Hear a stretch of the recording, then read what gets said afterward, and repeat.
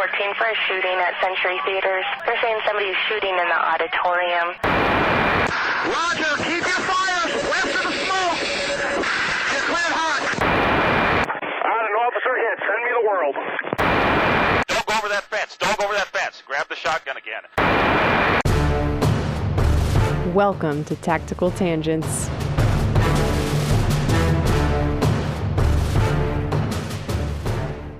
Welcome back to Tactical Tangents. This is Mike. This episode is brought to you by Palm Industries. I have maintained for a long time that pepper spray is a way underused tool in law enforcement, and I get it. When you have to arrest someone, you do not want to have to get that stuff on you. But in personal defense or concealed carry scenarios, you want to create standoff and increase the distance, not go hands-on. I can tell you hundreds of stories about confrontations I have been involved with in real life that were resolved with some form of less lethal long before a gun would have been an option. Why not carry some in your pocket? Palm pepper spray is small, easy to carry, and it's effective. If you need something in between harsh words and a gun, this is a $12 solution. It's available on Amazon, makes a great gift. Go check them out at palmpepperspray.com. That's palm, P-O-M, pepperspray.com. And this is Jim. This episode is also brought to you by pernicious. We've talked a lot about the tactical fantasy on this podcast, and one of the quickest ways to break your tactical fantasies and actually improve your performance is by getting real feedback. One of the ways you can do that is with pernicious. You're not going to get better at shooting on your own. You need practice, data, and coaching. And you need to make the most of your ammo with good live and dry fire training. Manus is a family of training devices that tracks you while you train. It times and tracks everything you do in a drill and coaches you as you go. It is indispensable to taking your shooting to the next level. Go find them on pernicious.com. We talk a lot about self-defense training here on Tactical Tangents. It's kind of our thing, right? And most self-defense training around the world involves violent kinetic stranger attacks, right? You don't go to a hardcore, karate class or jiu-jitsu class and learn talking skills and emotional intelligence and like how to recognize when someone is manipulating and dominating and controlling you. That's not what people pay $500 or $5,000 to go get training for. They go to learn ninja skills, somersaulting over obstacles with their AR-15s, their 300 blackout, 300 wooden mag, whatever. They want the hacking skills, nunchuck skills. Yeah, they're going for man ninja skills, right? And in fact, we're conditioned as kids about stranger danger. We're taught about... we condition our kids to never talk to strangers. But the funny thing about that is their ability to function in society as adults will probably revolve around their ability to talk to strangers. Any customer service... We scare the social skills out of kids, and then we act all pissed off when they don't have any social skills. When they're shy or they're... Exactly, right. Like any customer service job, not to mention like meeting people and dating... Ask me how I know. Making new friends in new groups or settings, talking to new colleagues and coworkers, all of those things require this set of social skills that in a lot of ways we kind of, like Jim said, scare people out of. And the funny thing, or the sad thing, I don't know, is that most attacks don't go like that. Most attacks aren't these violent kinetic stranger attacks. When we picture across the board, right? Like across victimization in general isn't like that, right? Most criminal victimization occurs within social groups and even within family groups. It happens in households. Yeah, and even going back to the kids thing, even with kids, the stranger abduction, that's exceptionally rare. And those kind of attacks are exceptionally rare. They're not zero. I'm not saying we should never think or talk about them, but the child is most likely to be victimized by someone close to them. So in essence, looking at the big picture, learning how to interact with strangers and establish social norms and build trust and draw appropriate boundaries and understanding what acceptable and unacceptable behaviors are, those are the keys. So to reiterate, if you're going to have a criminal victimization encounter, it will very likely be from someone you know, someone who looks like you demographically, and maybe someone you cohabitate with or have a long-term interaction and in some sense, relationship with. And that is extra true when we're talking sexual assault, and it's extra true when we're talking the victimization of children. Partly because we don't let kids talk to strangers. So who do kids interact with? The not strangers. And I just want to point out that Jim said extra, like that's extra squared. Oh yeah. It's very it is super extra. It's exponential though. Is that like, oh yeah. Like, I'm not a math guy, but like really it's a big percentage, right? So all that being said, the things that we can teach kids to do and teach ourselves to do as we grow up and mature and all of those things is be able to recognize bad behavior and identify and communicate those things to a quote unquote authority figure if we're talking about kids, and on some level speak up and intervene, right? Those are all things that we can teach each other and our kids to do. And this is one of my pet peeves when it comes to being a cop, right? Like I walk into a gas station on a regular basis and I'll see some like parent in there with their kid and then like, see, they're going to get you. They're going to take you away if you don't behave.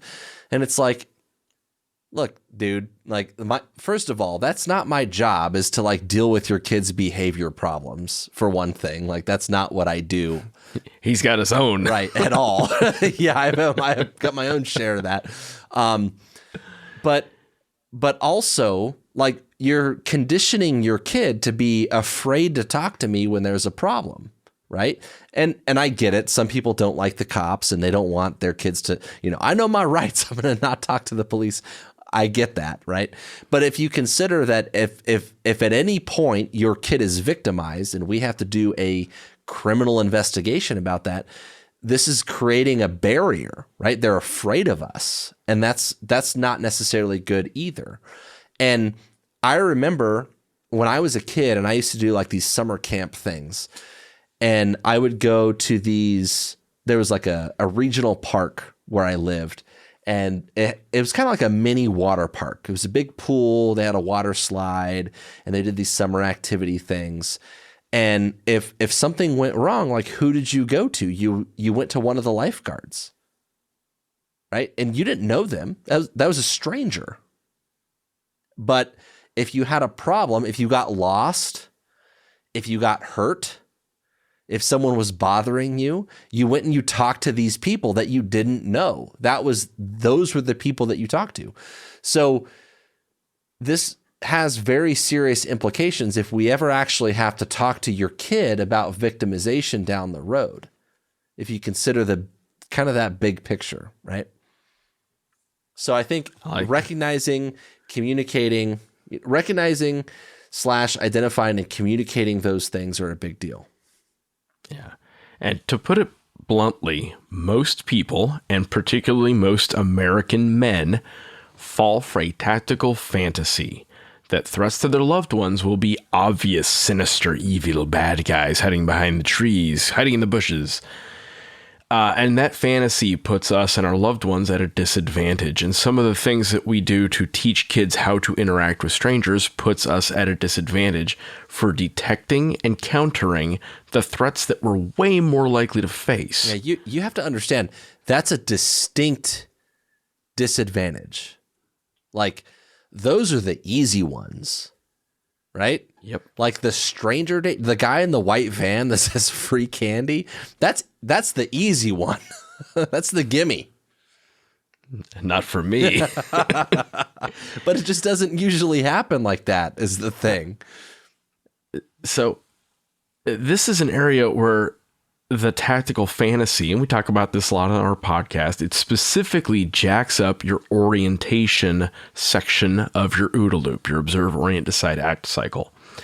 You can get so busy with your everyday carry and your shotgun that you don't catch on that your son's wrestling coach or your daughter's elementary school teacher is messing with them. The grabber fantasy blinds us, and it gets us to look both literally and figuratively in the wrong direction. That is classic bad OODA. And that's what I want to help arm you with in this episode. So if you see yourself as the proverbial protector or sheepdog or whatever on any level, you need to understand this groomer versus grabber construct. And I've noticed recently in social media, the term groomer has been kind of politicized into, I don't know, something about a library story hours or something like that. I want to be real clear. That ain't what I'm talking about right now, unless that person at story hour is singling out and isolating your kid. If that's happening, then that applies here. Otherwise, put the politics aside and listen to what we have to tell you. Yeah, and in terms of OODA loop, this is one of those things that you really have to understand. If you're not familiar with what I'm talking about, and Jim mentioned it, but observe, orient, decide, act, that whole decision-making cycle, we've done, I think, a whole episode on it back in the day. It's kind of been our whole podcast has been about it. It's come up several times, but if you're unclear at all about how your orientation shapes the rest of your decision-making, the whole thing about that is it's not just about what you see, it's also where you look. And so when you're thinking about the catalog of solutions to a particular problem, right? It's not just looking at the things that you know, it's also considering the things that you don't. It's not just what you see, it's where you look. And it affects not just the option or the alternative available, right? Not just the problem that you think is the issue. It's not just that. It's also the range of options, the possibilities. And you might not ever think that uncle or aunt so-and-so, or the preschool teacher or so-and-so, or the nurse or teacher or wrestling coach and so-and-so. You might not ever consider that. And that's the problem, is that you can never put your blinders on in stuff like this. Because going back to the groomer, that whole groomer concept is it's a slow creep, right? And that's the whole point. That's what's scary Boiling about the frog, right? Yeah, that's what's scary about it, is it's a slow creep. It takes a while. And then by the time it becomes a problem, it's a little late, right? So it's not just what you see, it's where you look. And I think you really need to take some time to consider that. And understand cognitively kind of what's happening and why the grabber thing is so cognitively enticing to us. It's easy to visualize. You can picture some asshole coming up to your loved one with either brute force or some ruse to pull your kid or your wife or whoever into being victimized. You can picture that. You've seen the horror movies. Yeah, and not only can you picture that and see the horror movies, but you also picture and visualize the solution to that problem. Oh yeah, right? You're like, oh, perfect. I can just pull out my EDC and shoot that guy in the face. I got my 1911 won 2 world wars. It'll win this one. Right?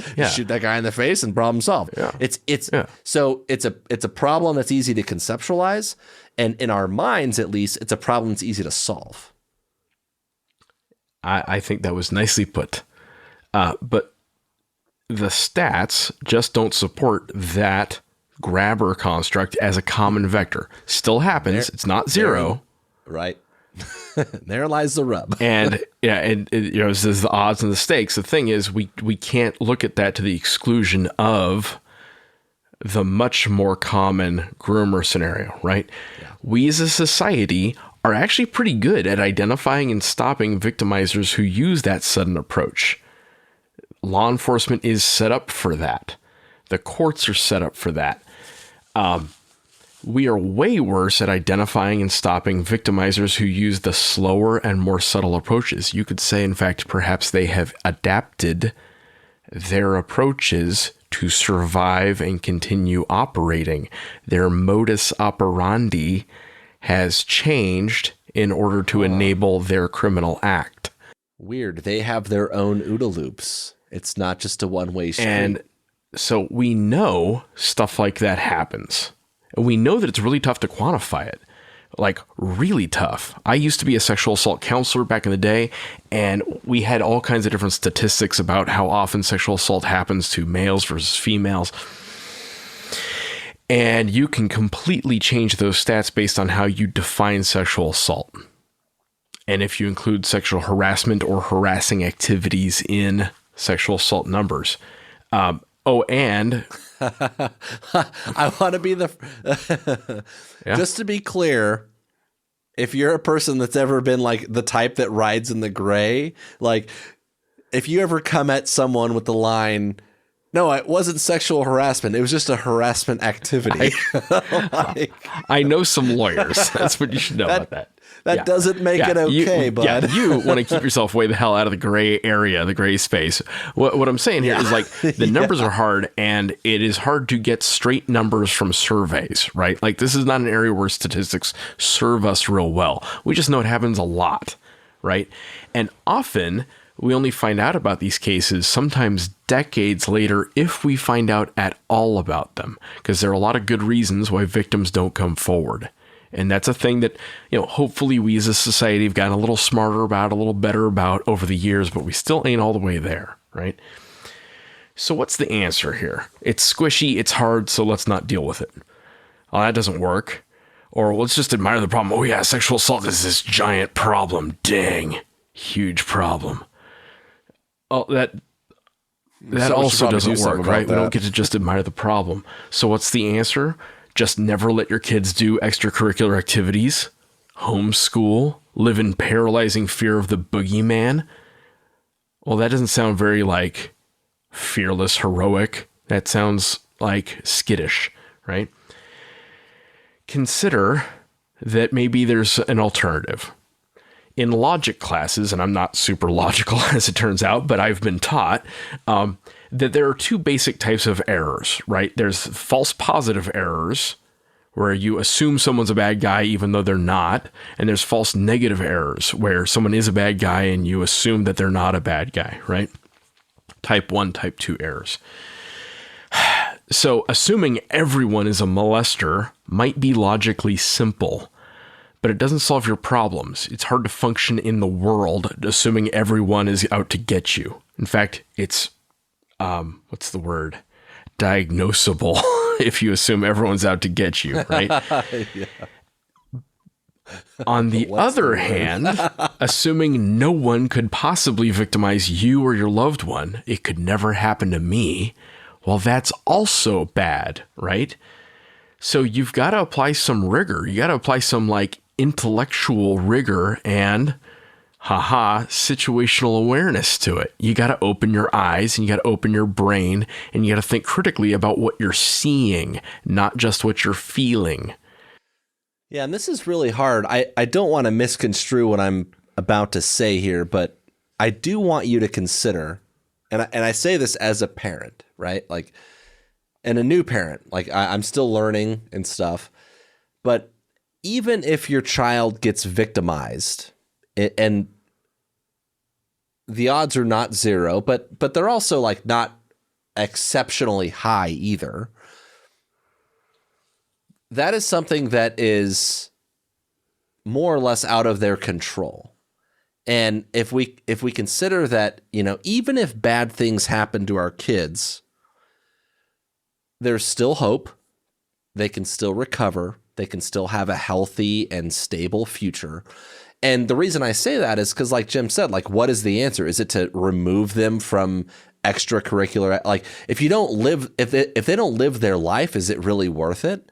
Right? Like living in fear just to prevent the possibility of victimization, that could be stunting and traumatic in and of itself. Absolutely. So it's not that the concern isn't legitimate. It's just that we have to weigh that with their whole life to live.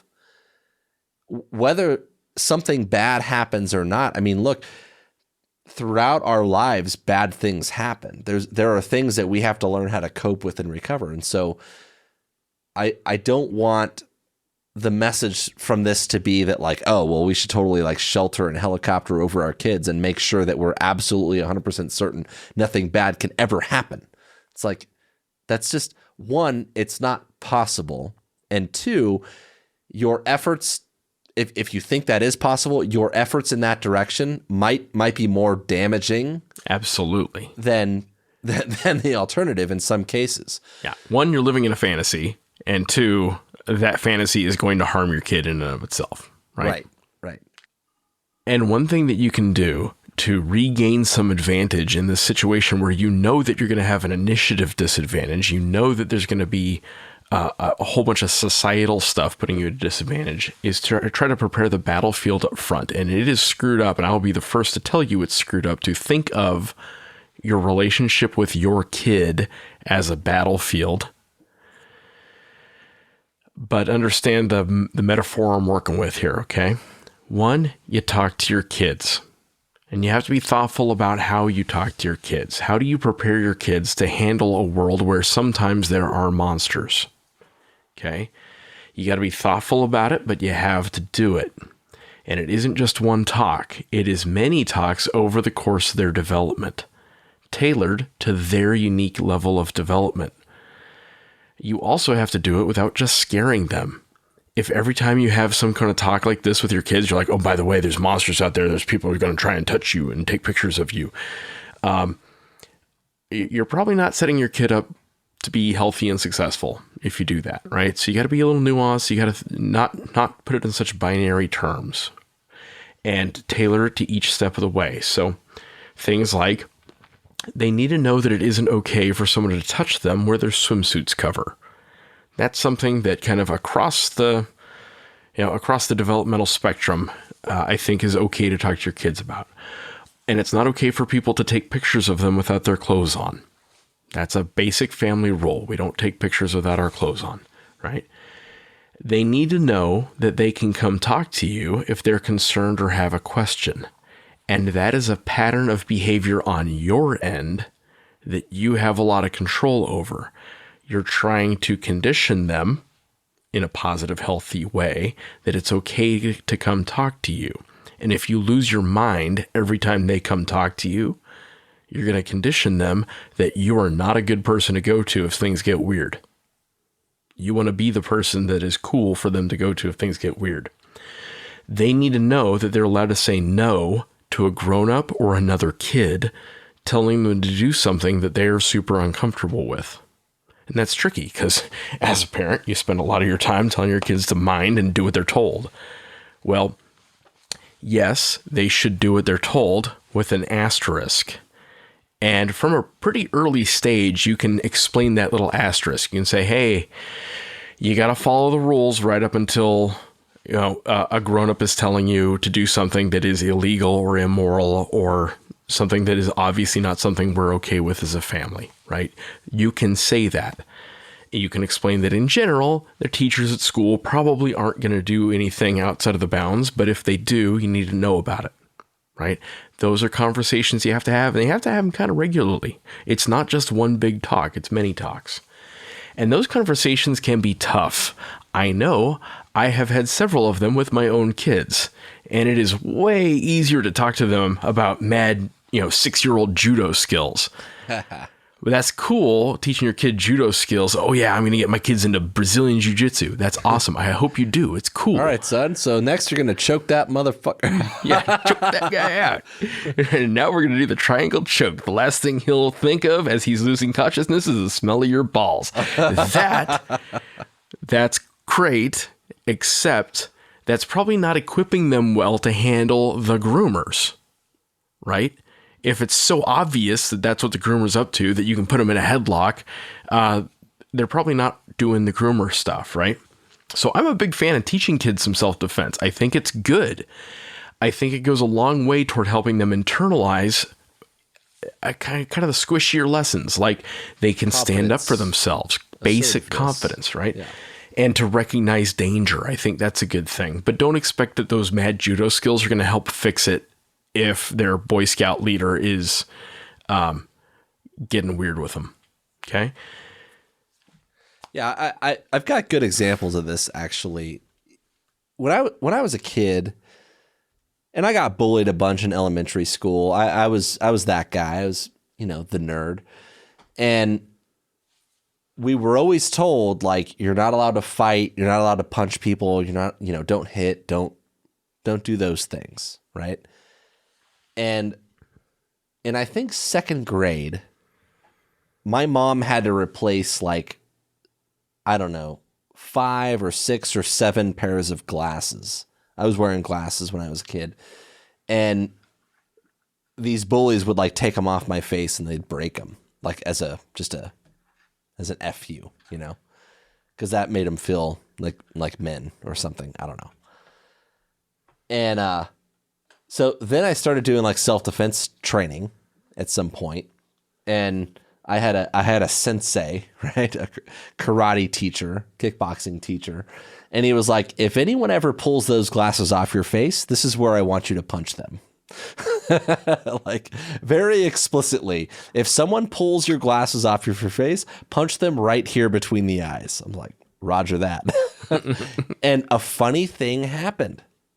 The next time someone did that and I punched them square in the face, the amount of times that I got messed with very quickly diminished.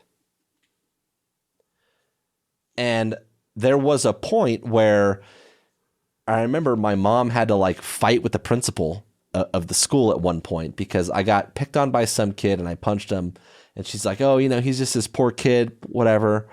And she's like, look, he did the right thing. And if you want to suspend him, that's fine. I get it. Like, that's the school policy. But like, we're going to Disneyland, just so we're clear, you know? And we went to Knott's Berry Farm instead of Disneyland when I got suspended for punching this kid in the face. But the point is, at a pretty young age, I think that was probably 7, I was able to learn and comprehend and understand the difference between I'm getting bullied or picked on, or someone is doing something inappropriate, and you're not supposed to fight and hit people, right? Like, at a pretty young age, kids start to grasp that sort of thing. And every kid's a little different. Some kids may not figure that out at 7. Some kids don't figure it out when they're 37, Yeah. right? You got to feel them out a little bit, for sure. So, yeah, I like self-defense training. I think that's important. But we also have to cognitively arm kids to handle someone who is trying to subtly manipulate, exploit, or coerce them. And that's tough, but we got to do it. So for you, how do you spot the weirdos? Well, you just know, right? I don't like how he looks. Well, sometimes that is exactly it. You know, we've talked about the gift of fear, right? Like, you have processes that you can't always necessarily explain where you get vibed out. And if someone vibes you out, trust that, right? But you can't go to the police with that guy down the street gives me the heebie-jeebies. Heebie-jeebies are not probable cause. It's a starting point. Yeah. It's not the end point. And I do want to point out the book, The Gift of Fear by Gavin DeBecker. He also wrote a follow-up book called Protecting the Gift. And it talks a lot about embracing that gift in kids specifically. And it also talks about things like interviewing babysitters, like the people that are going to be around your kids that you don't know real well, and kind of like things to feel out for, and signs or indications that someone might be deceiving or lying or maybe grooming you, right? And one of the biggest things I took away from that book at a very early, like before I was ever a cop or anything like that, is that someone who is charming, like, to charm is a verb. That is not an attribute or a characteristic. It is a verb, right? Someone who is charming you is doing something to try to win you over. And that is something that's touched on in his book. So Gavin DeBecker, those books, The Gift of Fear and Protecting the Gifts, I think are must reads. One of the things in the OG version, The Gift of Fear, the original, he talks about this woman who was victimized in her apartment building, in her own apartment, actually. And essentially the story goes that she went grocery shopping. She was getting back home to her apartment. She called the elevator down to the first floor in the lobby, and the elevator shows up, and there's a guy in the elevator, and she goes inside with her groceries. And for some reason, she was a little caught off guard. She was like, That's weird. But she gets on the elevator anyway with this dude that's in the elevator and goes back up to her floor. The guy offers her help with her groceries, and he says, I could help you with your groceries. I'll carry those back to your apartment for you. And she's like, no, that's okay. I'm good. I got this. And he's like, no, don't be too proud. Don't be too proud. Like, I'll help you. It's fine. It's not a big deal. I'm not going to hurt you. I promise. Or something like that. Like, it was something like, he offered some unsolicited promise of like, I promise it's going to be fine.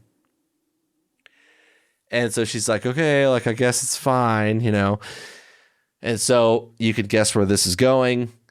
She accepts the help. They go back to the apartment. He forces his way inside.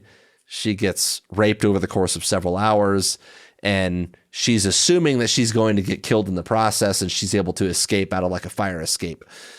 And when he interviewed this woman, some of the things that came out of this was like, one of the first things that made her feel weird about the elevator showing up in the lobby was, why was a guy going to the first floor not getting off the elevator and instead going back up? And she hadn't like cognitively processed all of that in the moment, right? But in the moment, she was like, this is weird. Something's not right. And one of the things that keeps people from catching stuff like that is a concept called normalcy bias. Yeah. Right? Something's not right. Well, whatever. It must be fine. Like, we want to tell ourselves, we want to soothe ourselves. Okay, it's fine. Everything's fine. Maybe it's not. Yeah. Right? Yeah. And so, this is the sort of thing that Gavin DeBecker, his firm research, and as an author, he's written about. But he sort of dissected those sorts of things. And one of the conclusions that he's arrived at is your intuition is always right in at least two important ways. The first is it's always in response to something. There's a stimulus, right? There's something that triggered that feeling or that intuition. And the second is that it always has your best interest at heart. In terms of like a survival signal, even if it's not accurate or correct or nothing's actually wrong, there is still a survival instinct there that's triggering that. So like the heebie-jeebies and all that, like you should always listen to those sorts of feelings is kind of the takeaway of his first book, The Gift of Fear. But I think if you're talking about kids and grooming and all those sorts of things, Protecting the Gift is also a worthwhile read. I like that. Now, one big caveat on this is you have to remember that sophisticated bad guys are good at not vibing people out. If everyone was as good at detecting shadiness as we think we are, there wouldn't be any shadiness in this world, right? There wouldn't be any fraud. So obviously some of these guys are good at hiding in the noise, okay? They have learned to hide. Because of that, we need some more discreet warnings and indicators, right? Observable behaviors that should raise red flags to us, that should bump us up and out of our normalcy bias and say, oh, hey, something isn't right here. Now, does that mean just because you get a red flag that you need to like call the FBI that day? Maybe, if it's a big enough red flag, maybe, right? If you're presented with obvious victimization, yes, absolutely call somebody, right? But when it's that more subtle boy and the frog kind of thing, what do you look for? Well, there's a bunch of different research on this. One of the bigger outlets for this research is a group called RAIN. It's the Rape, Abuse, Incest National Network, RAIN. And they publish a list that I found helpful for this. We'll link to it in the show notes. Now, before I read it off, I should caveat that this is not a checklist, right? We're not counting like 3 of 7 signs. Well, then you know that guy's a felon. Or, well, if they've got 0 of 7, that tells you for sure you're good and you have nothing to worry about. It doesn't work this way, right? But it might help you articulate your concern or recognize when you need to step it up. And so that's my goal here, okay? First indicator is victim selection. Understanding who they tend to target will help you to kind of notice that something's up. Abusers often observe possible victims and select them based on ease of access and perceived vulnerability. So what does that mean to us? Well, it means we got to keep an eye out for the more vulnerable populations. And that's contextual. Kind of depends on where you are. We'll define who the vulnerable people around you are. Sometimes that's people with disabilities. Sometimes that is people with really screwed up home lives, or people with exploitable behavior traits, right? They are chemical dependent, and because of that, they're exploitable and manipulatable. So keep an eye out for those folks. Watch for people around them opportunistically kind of circling those people, right? Picture like vulture circling a potential victim, right? Abusers like victims who are mostly being ignored by their families because they need to be able to isolate the victim. That can take a lot of forms. Maybe dad is absent and mom is working 2 jobs to make ends meet. Maybe mom and dad are both strung out on dope. Maybe dad is a busy lawyer and mom is going through a midlife journey of self-discovery.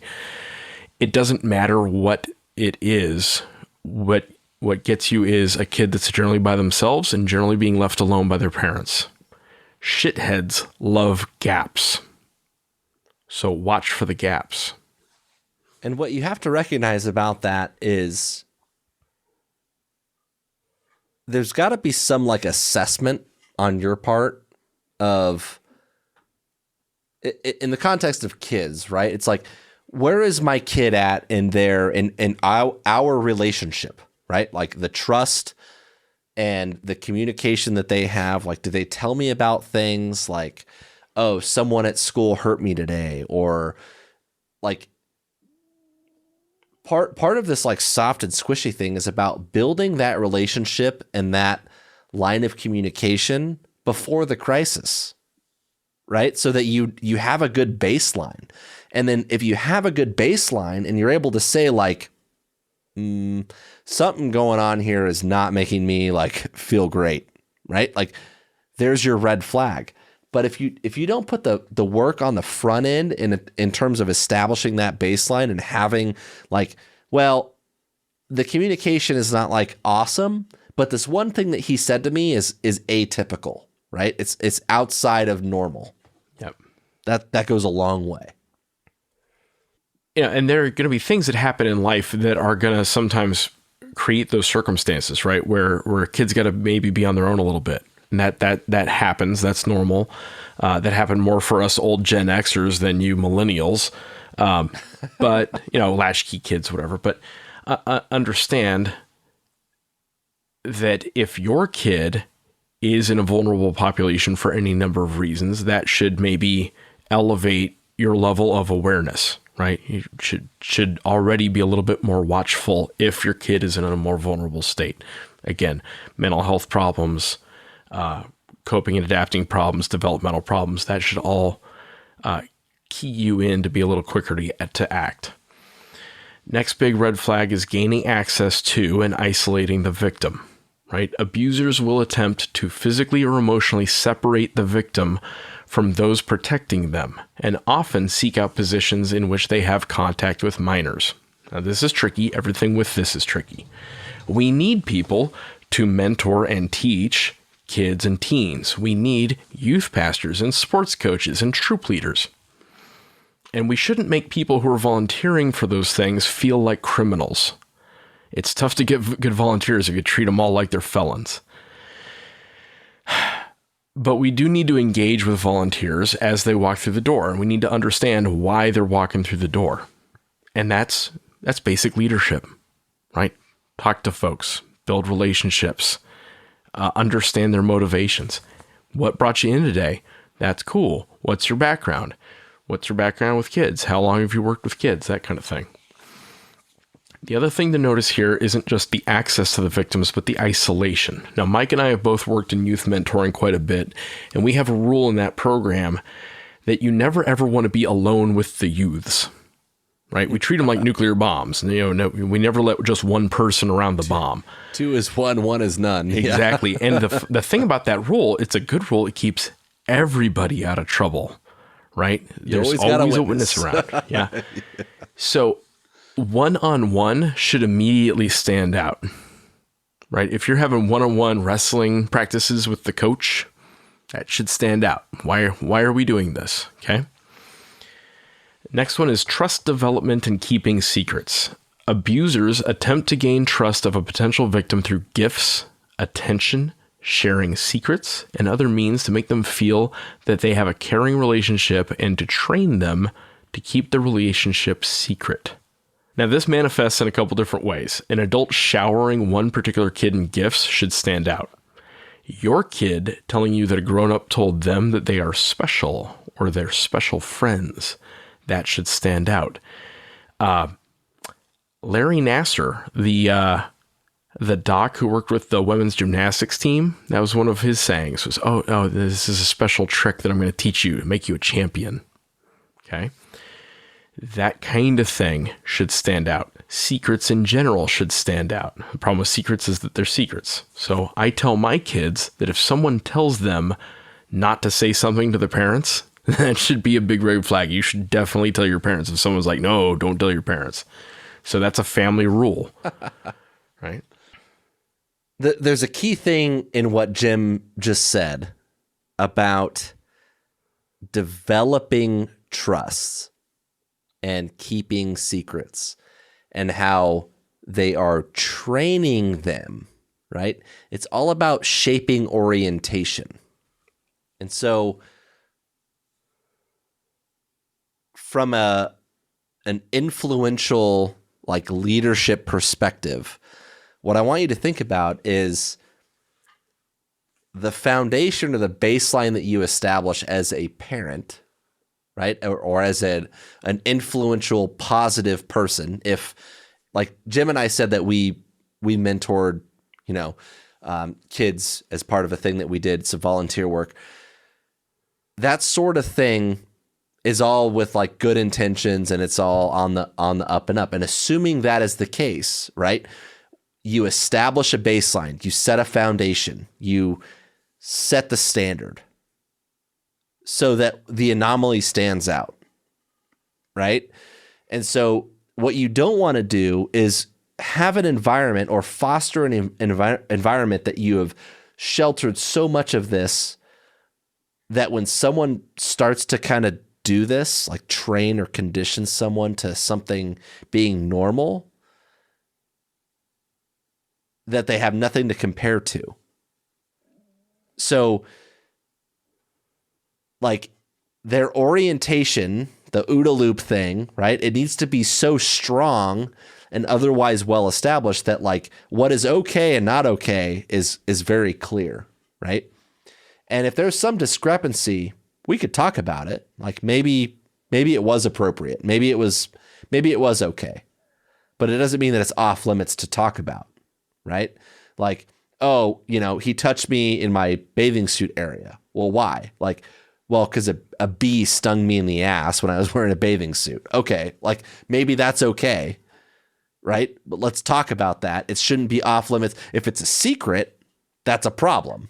Like if it was a secret that this happened, that's an issue. But if I hear about it afterwards and it's like, oh yeah, I got my swim shorts, there was a bee and it stung me in the ass, and he, maybe that's fine.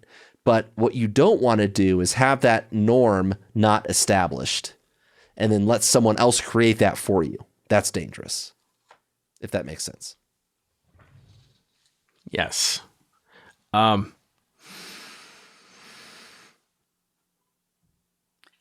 if the youth program, whatever that youth program is so chaotic that weirdness doesn't stand out, that by itself, that's a red flag. And I've seen that happen when I've gone to different volunteer activities. I look around, I'm like, ooh, this place is all over the place. There are no set rules for how we handle kids. I don't want anything to do with those youth programs, honestly, because they're straight liability. The next big red flag from Rain is desensitization to touch and discussion of sexual topics. Abusers will often start to touch a victim in ways that appear harmless, such as hugging, wrestling, tickling, and later escalate to increasingly more sexual contact, such as massages or showering together. Abusers may also show the victim porn or discuss sexual topics with them to introduce the idea of sexual contact. They bring it in. And you'll notice there's kind of a progression to what I'm talking about here, right? All the way through these red flags. They've got to gain access. They got to isolate the victim. They got to develop a relationship with trust. And at some point, they start touching them or taking pictures of them. Okay. This is a nuanced thing with the touch stuff. Kids are touchy. You will see that at every elementary school on the planet. Kids touch themselves. They touch each other. They touch the grown-ups. They hug their teachers. Their teachers hug them.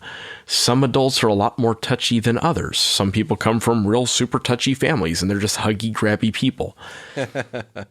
I'm not. Like, my comfort zone is about 6 feet. When someone at work puts their hand on my shoulder, I'm like, don't touch me. But is one adult going out of their way to break the touch barrier with the kids? Or with one particular kid? Or is that touch escalating over time? Okay. Are they looking for reasons to touch the kids? Are they trying to do this out of sight of the other adults or kids? Are they constantly bringing up inappropriate just discussion topics around the kids? Innuendo or jokes, touching, suggestion. Okay. And often there's going to be a little they're trying to feel it out. They're trying to test the waters, see what they can get away with. Right.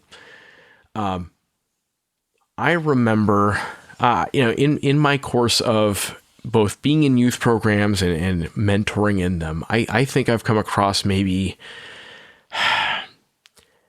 2 to 5 cases where I think I was witnessing some level of this stuff.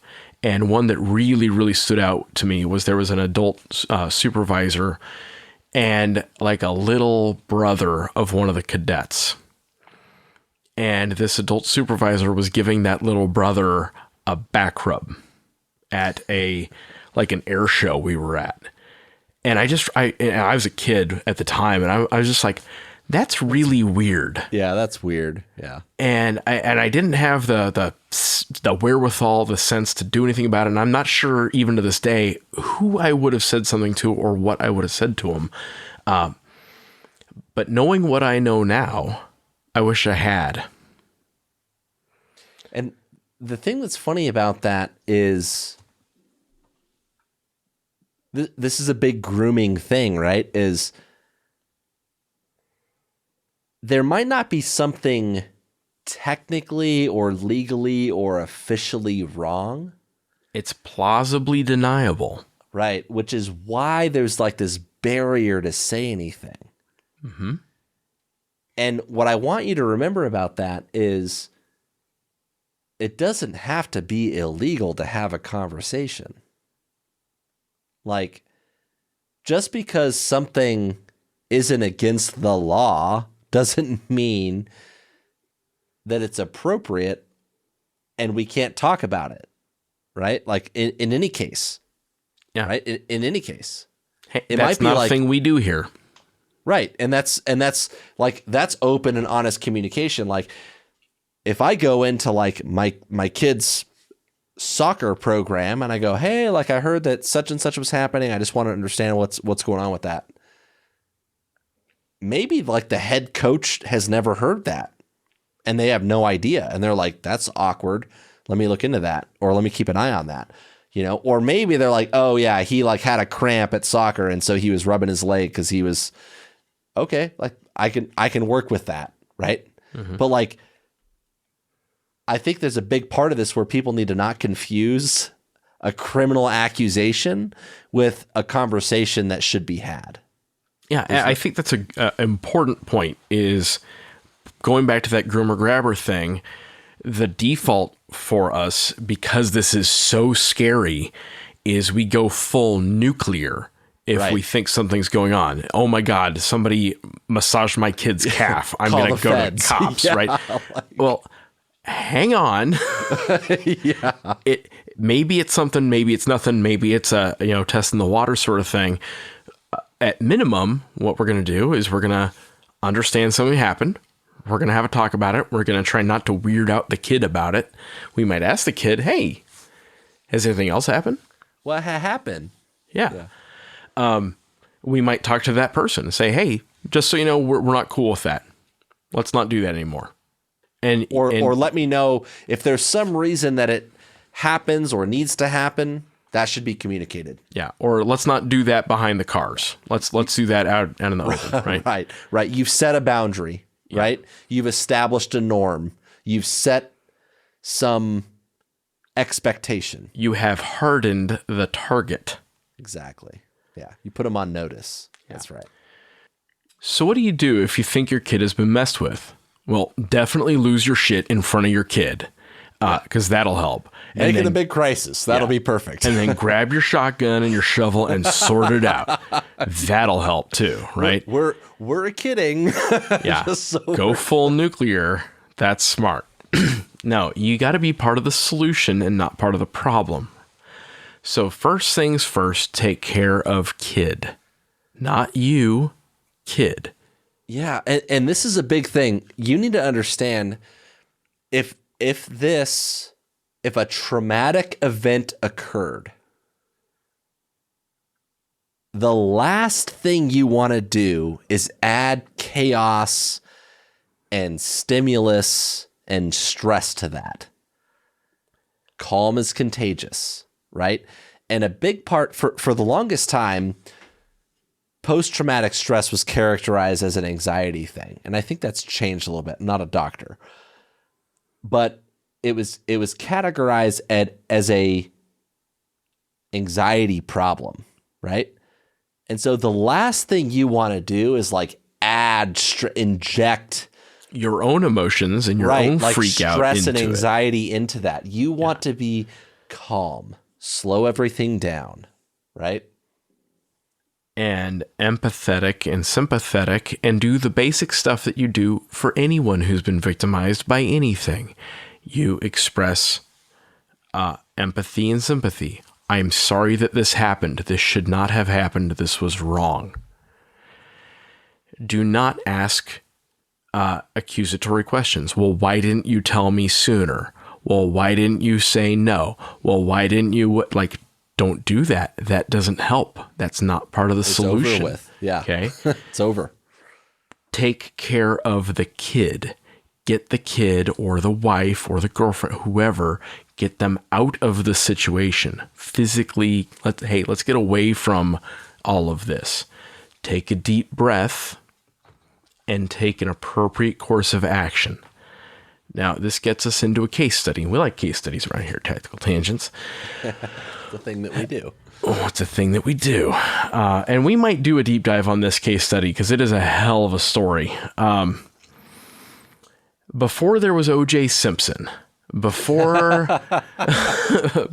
there was Do Oklahoma most of our City, listeners even know about O.J. Simpson? I don't know. Or even Oklahoma City at this point. I don't even know. Before there was 9/11, there was the McMartin trial. Seriously, some of the people listening. That's true. That's true. Weren't even born on 9/11. So I was 2 when the McMartin trial started, and I was like 20 when it ended. And that's a thing you need to understand about the McMartin trial. Yeah.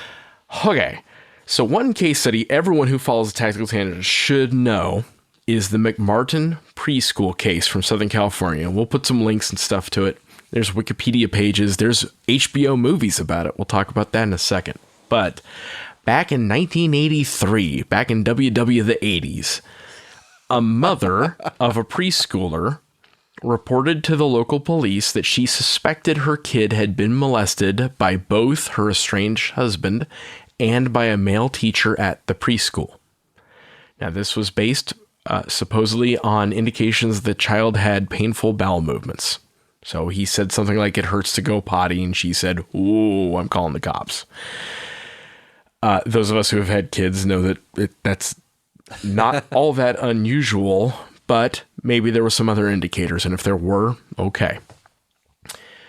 So goes the cops, the local cops, trying to be helpful and trying to get a sense of what's going on, especially because this happened at a preschool. They sent a letter, like a form letter, to 200 parents of that preschool. And they said, hey, we think something happened. We need you to talk to your kids and ask them if they got messed with at preschool, if they saw anything, if anything happened to them.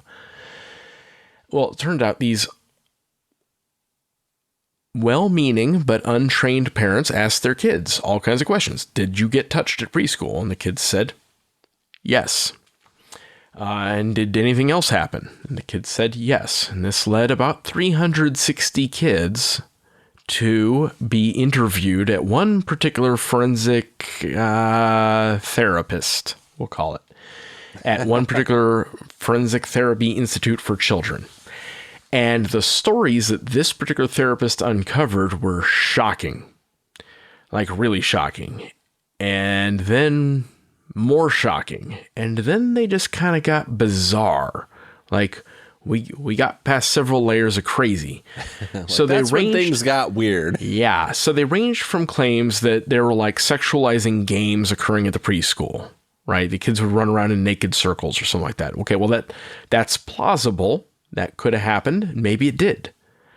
And then as more interviews happened and as they got more assertive in the interviews with the kids, they learned that there were satanic rituals going on in a tunnel network underneath the preschool, including ritual sacrifices. Right. And the main male suspect was flying. And one of the victims claimed to have been molested by Chuck Norris. So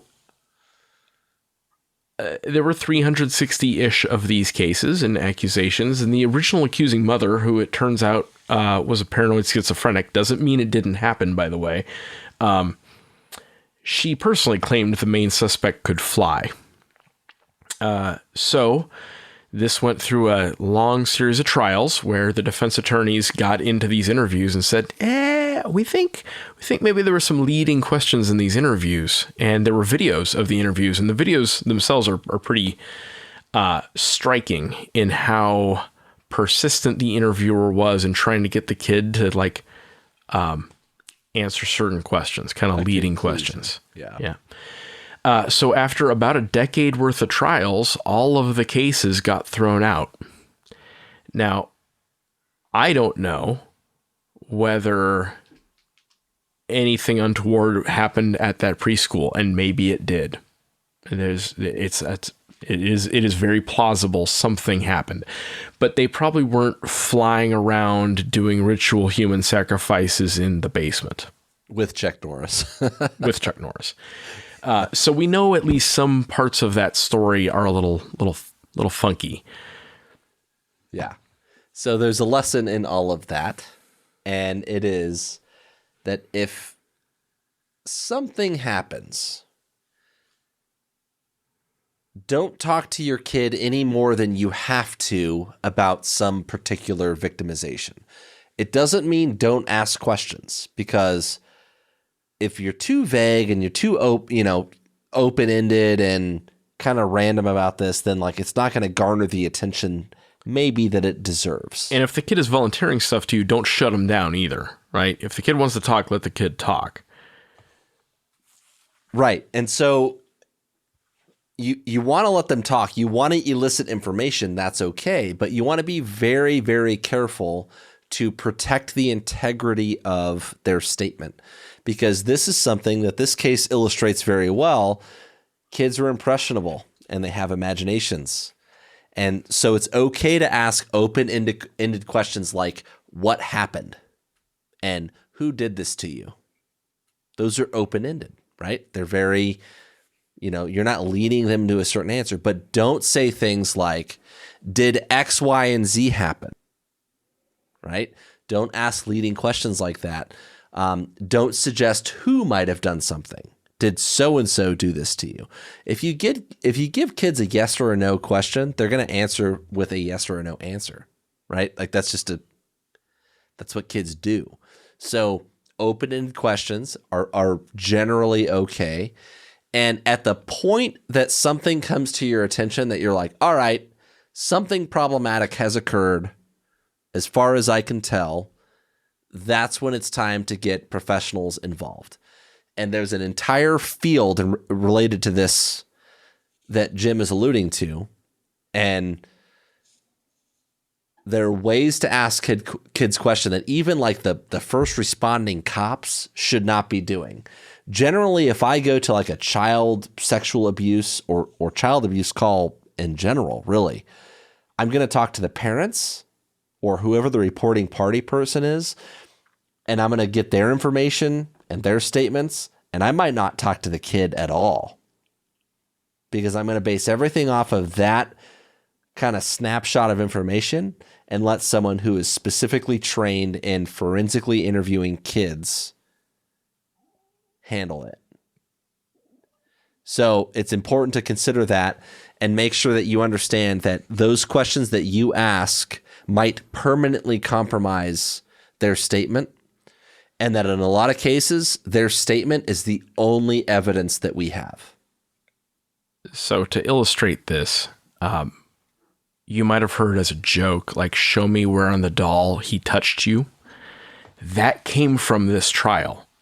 And you have to understand, even that question is a leading question. Show me where on the doll he touched you. It assumes that you've been touched. It assumes you've been touched, yes. Right? Yes. That's the problem. And that's why you shouldn't be doing that. And that's what Mike's trying to explain. It doesn't. He's not saying don't talk to your kids. And if you know your kid has a concern, don't address the concern. Do address the concern. Yeah. However, you're not the forensic therapist. And when those red flags get raised, pay attention to those and then slow everything down. Yeah. So a lot came out of that McMartin trial, and the where on the doll thing was a big part of that. And namely, it's that kids are incredibly suggestible, and we have to be really, really careful how they get treated and interviewed. Yes, believe them, but also be a critical consumer of the information that a 3 to 5 year old is giving you, right? And both parents and investigators have to do that. I want to I can, with my 3-year-old on any given day, I can ask him 2 contradictory questions and get the same like affirmative or negative answer. Like, do you want to go? Do you want chicken for dinner? Yes. Do you want chicken for dinner? No. Like, it's not like the same. Like anyone that has kids should understand this philosophically, right? Yeah. It's putting it into practice that really matters. And I'll give you an example of kind of how this plays out. You know, a friend of mine is a teacher in Southern California, and an elementary school teacher, and a parent came to her very upset and said, kids at school have been throwing rocks at my little boy. And my friend, the teacher, is like, where? First off, that's horrible. Let's get into this, but there aren't any rocks on the playground. Like, it's a playground. And they brought the kid out and they said, show us exactly what happened. And the kid picked up a little piece of was shredded tire material, and that to the kid was a rock, right? And so sometimes being an active and affirmative listener and not guiding them will help you kind of figure out. And it's not, and I want to be clear, it's not about not believing them. You should believe them, but you also have to understand them, right?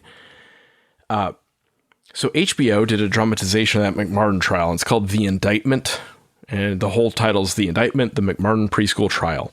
Now, that's HBO. It's a narrative. It's a dramatization. It's all about the drama. But if you're trying to get like a baseline feel of how sometimes this can play out and how it can spiral, it's a good starting point. Yeah. And then maybe from that, you'll get into deeper research and stuff like that. So I think finding that movie is worthwhile. I think going to the rain.org website is worthwhile and hearing what they have to say. I think understanding what happened to the Olympic gymnasts is worthwhile. And understand that you can have all the everyday carry 45, 1911s, and 300 blackouts in the world, but if you're not arming your kids cognitively, you're setting them up to fail. Yeah. And it don't do any good, turns out. We're here to protect people, right? So think about that. If something does happen, it doesn't mean you failed, and it doesn't mean they failed. There are bad guys in this world, right? And that's why we do what we do. Let's make their lives hard and short. And the way we do that is by being good at this stuff. Yeah. That's all I got. And recognize that if and when bad things happen, that's not a, it's not a death sentence. Like, bad things happen to good people, and they recover and they thrive. So don't live too much in fear of that sort of thing, because it can cause its own problems just by itself, even if nothing bad ever actually does happen. I want to plug The Gift of Fear and Protecting the Gift by Gavin de Becker. Protecting the Gift especially was something that, like, to this day, I still kind of refer back to at times, because there's a lot of information in there. And Gavin de Becker runs a firm where he assesses risks and death threats, and he looks at this stuff from a pretty high level, and writes a book in a very approachable way that I think is worthwhile. So check those books out. That's all I got. Yeah, be safe out there, be smart out there, and be a critical thinker and critical consumer of information. Have a good one. Don't forget that we put out new episodes on the 1st and the 15th of every month. If you like what we're doing, you can head over to Patreon, give us $1 for each new episode. That money's going to go back into bringing you good content. If you want to interact with us, you could find us on Facebook, Instagram, and Twitter. We are at TacTangents. You can also email info@tacticaltangents.com. And one last thing, our Facebook discussion group. We've got a little group going on Facebook. If you go to the groups tab on our page, you can join it. We've got more followers on our page than we have in the group. So I know there's some of you out there following the Facebook page that are on Facebook that are not in the group. Lots of like-minded people in there. So come hang out with us. All right. That's all we got. Good talk.